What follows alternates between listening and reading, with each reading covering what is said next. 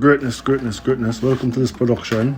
This is another production on Black history, and we're looking at the Black Panthers, and we're basically featuring the leaders. We'll look at Angela Davis, one of the most prominent female member of the group. We have Fred Hampton, another major leader. We have Bobby Seale, who is also co-founder with the great Huey P. Newton out of Oakland, California. So basically, looking at some clippings of some work, and I really hope that you will give everything you can, keeping in mind that you are defending yourself.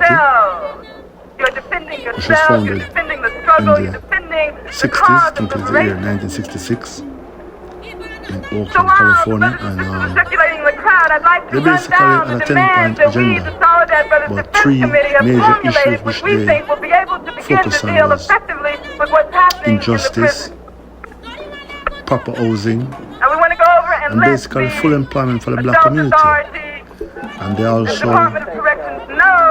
in the different communities that they were basically involving, they would have a after school and also a food program for the children of the community. I want to say respect and appreciation for the work of the Panthers, and we could say that their work has shaped black history as we know it, and have also shaped the dynamics and the American life or the American experience as we all know it.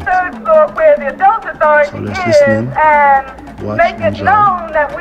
Remember to like, share, subscribe, and leave a great comment. Eradicate those oppressive See you soon. conditions in the prison, and that we will not stop until we have won.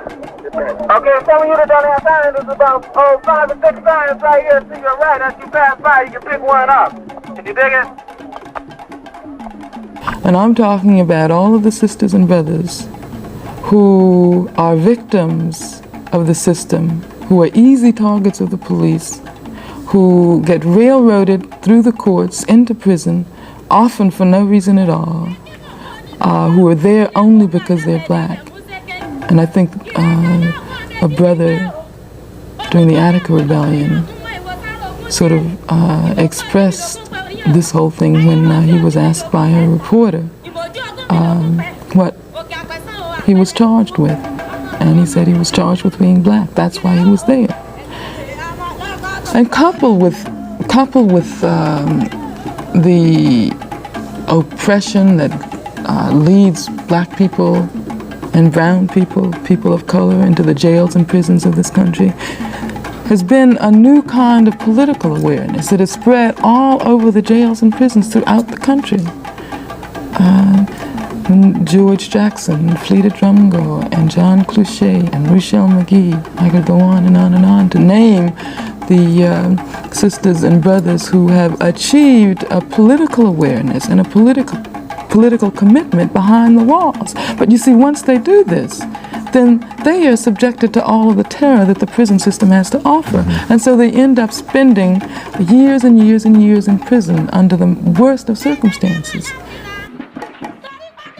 My brother, are you hip to credit unions?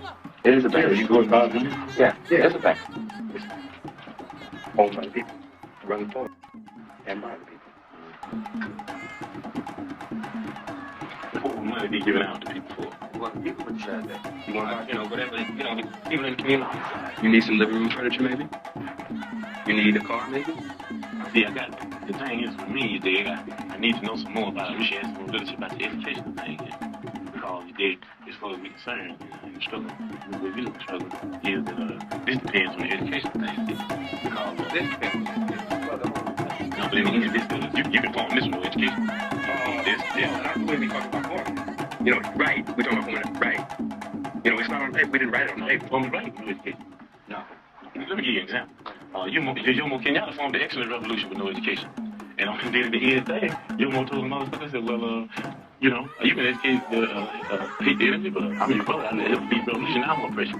Another example, Papa Doc Haiti. Papa Doc Haiti hated everything white. Man, you couldn't put the white people in front of Papa Doc's face. But he moved all the white people out. He was going to be the president. Yeah, because no education. And the people that been educated, they said that we don't hate the motherfucker white people. We hate the oppressors. Whether he be white, black, brown, or yellow. So we got to know the education program to find out what's going to be in the finale. A lot of people, Yomo Kenyatta is called not a revolutionary, but an ex-revolutionary. So it's Papa Doc. They brought on a successful revolution. That thing in the mountains is a bitch. Man, all that kind of action. What we saying is the end. But you don't judge Castro now. You can't do it. Nobody's going to judge whether Castro's going to be a revolutionary or not. You know what I mean? We're talking about things, you know what I mean? China, the People's Republic, and even at the stage they in now, talking about even going on further into a communistic state. That's what we're talking about. That was a revolutionary. So we got to understand here the educational program that you have to be able to figure out whether it will go in the right lines where the people will end up in a situation where they can be able to really control themselves. You understand what I'm saying? With no education, the people take this local foundation and start stealing money because they won't be really educated to why it's the people saying anyway. You understand what I'm saying? With no education, you have neo-colonialism instead of colonialism like you got in Africa now, like you got in Haiti. So what we're talking about is there has to be an educational program. That's very important. Matter of fact, we're so important that a person has to go through 6 weeks of our political education before he can consider himself a member of the party, able to even run down ideology for the party. Why? Because if they don't have any education, then they know where they're going. They know why, because they don't know why they're doing what they're doing. You might get people caught in an emotionless mood. You understand me? You might get them caught because they're poor and they want something. And then they got educated, they want more, and before you know it, they'll be counting. Before you know it, we have Negro imperialism. So, when we first organized the Black Panther Party for Self-Defense, he would say, Bobby, he says, we're going to draw up a basic platform, just basic, that black people can read. He says, we don't want to go real elaborate with all these essays and dissertations and all this stuff, because the brother going to look at that and he can say, man, I ain't got time for that. I got to go see what I can do for myself. It's just a basic platform that the mothers who struggle hard to raise us, that the fathers who worked hard, that the young brothers in school who come out of school semi-illiterate, you say we want freedom, we want power to determine the destiny of our black community. Full employment for our people. Number 3, we want housing fit, decent housing fit for shelter of human beings. Number 4, we want all black men to be exempt from military service. Number 5,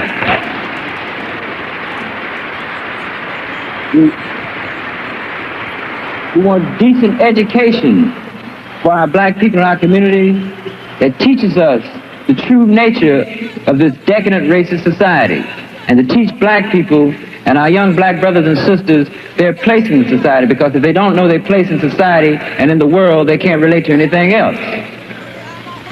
Number 6, we want an end to the robbery by the white racist businessmen of black people and black people in their community. Number 7, we want an immediate end to police brutality and murder of black people.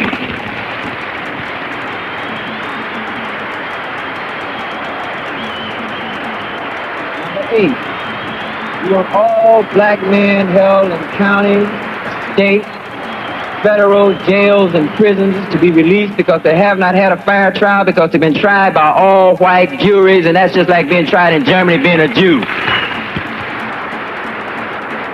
Number 8, we want black people, number 9, when brought to trial, to be tried by members of their peers.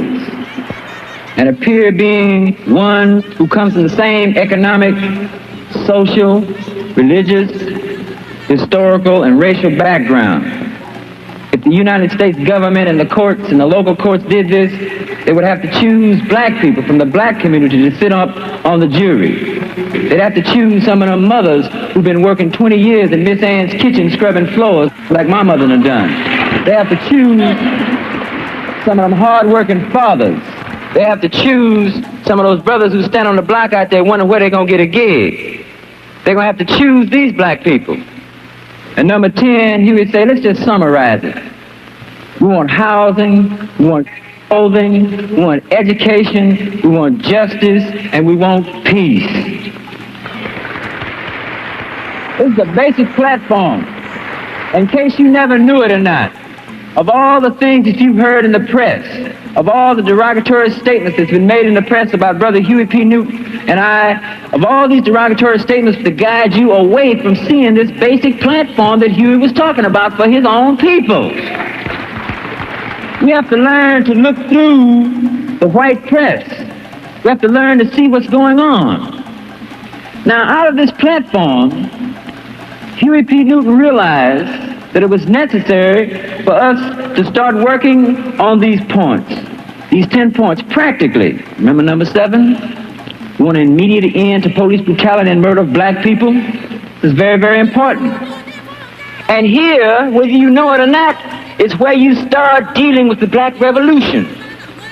When Huey says every black man put a shotgun in your home, and once we let the man know, say, look, we armed from block to block, and we're going to patrol you from our windows. And we're not going to have you brutalizing none of our people in the streets. Do you realize what kind of power black people have then? Because you begin to neutralize that police force, because them cops going to start riding shaky and scared. In fact, we're in a position then to demand that they withdraw from our community because they occupy our community just like a foreign troop occupies territory. Very important to understand.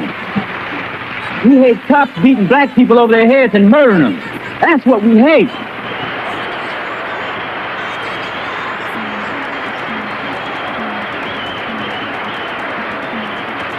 If you got enough energy to sit down and hate a white person just because of the color of his skin, you wasted a lot of energy. You better take that same energy and put it in some motion out there and start dealing with those oppressive conditions, and you're going to find out just what you hate and what you're going to stop.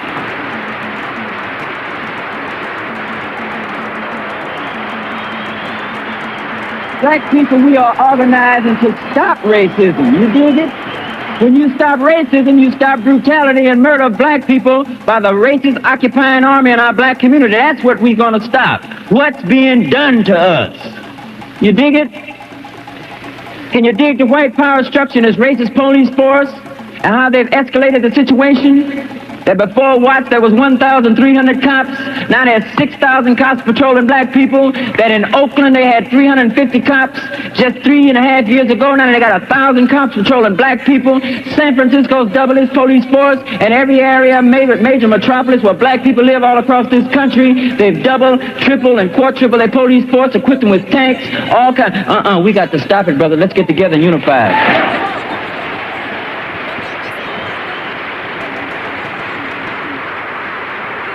Blacks are superior gene line. Based upon reproductive survival success, you have to reproduce in order to survive.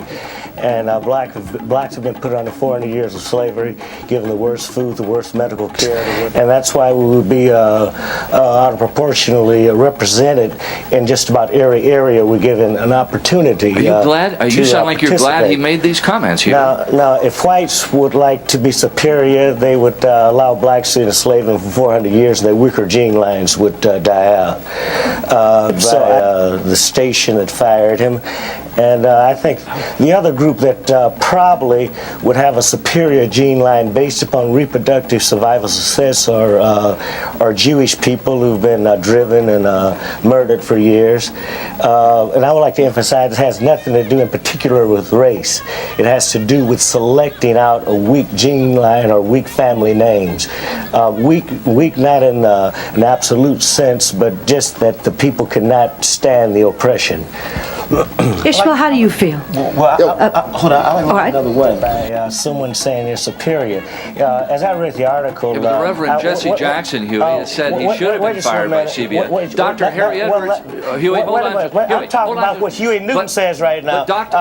Jimmy the Greek also said if blacks are given the opportunity in management in other areas, they will probably be superior there too. And so I can't see where anyone would find fault with him other than the majority group who are afraid of blacks because of our superiority. You said okay. Oh yeah, I shouted okay. This person, but he meant that. You know, that was his programming, wasn't it? Right, he meant exactly what he said. That was very important to him. So we have to look at that and realize that this is how people are thinking. How do we change people's thinking? I don't want to change it. In other words, if you put blacks under the most vicious, the most savage oppression, the start of the enslaving period, what gene line would be left other than a very strong gene line. I think it's ridiculous to think that, in a biological sense, that weak gene lines would not be wiped out after giving the worst food, the worst medical care, and so forth. I think what people really want to do is read into Jimmy the Greek's statement to say that, well, blacks are only good at athletics. I think you're programmed to read into it black inferiority, because that's what you're used to seeing. And I don't know what his intentions were even. So how do we reprogram that so we don't think that blacks are inferior? Well, you just have to stop being racist by first encountering your racism and seeing first that maybe you should be a little afraid of a people that you've attempted to commit genocide against. Not only then, but now. Juwanza, is it the fault of the media? Images are created through revolution. Through fighting to change the kind of oppressive conditions that have existed here and that exist. And the positive images that we all can be very proud of are movers such as Dr. Martin Luther King, and historically not the Private Turner, Denmark Vesey. What about the Black Panthers, Huey? I think that Atlanta is an example of the concentration of blacks in a large city, and we need this kind of concentration in order to start to control our community.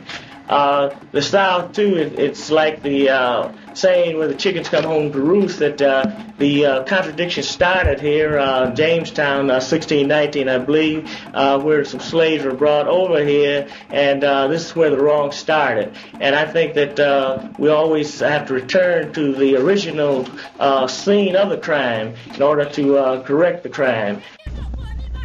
I was so impressed with the people here, and the fact that 65% are black, and the progressive thinking and actions of so many people, such as Dr. Stanford of Free for All Missionary Baptist Church. Now I'm in Atlanta, Georgia, in order to lay the foundation for the move to Atlanta, Georgia. This might take place within the next 6 months period. I'm in somewhat of a rush this visit. I might be here a few more weeks. My trial starts in Oakland, California next month, the first weekend next month. I say that I'm very happy to be here. I'm always happy to be among my people.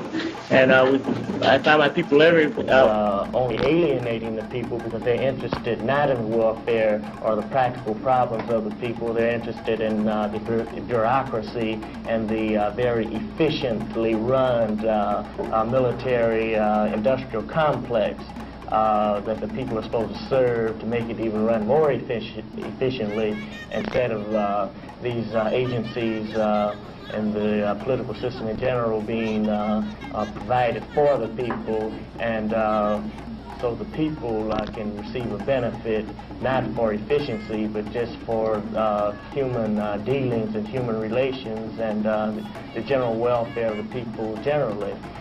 This is not considered by the leaders of the country. It's not considered by even the local leaders, because they are caught up in this machinery, this military industrial complex that's only interested in its own perpetuation and not interested in people. How big is it?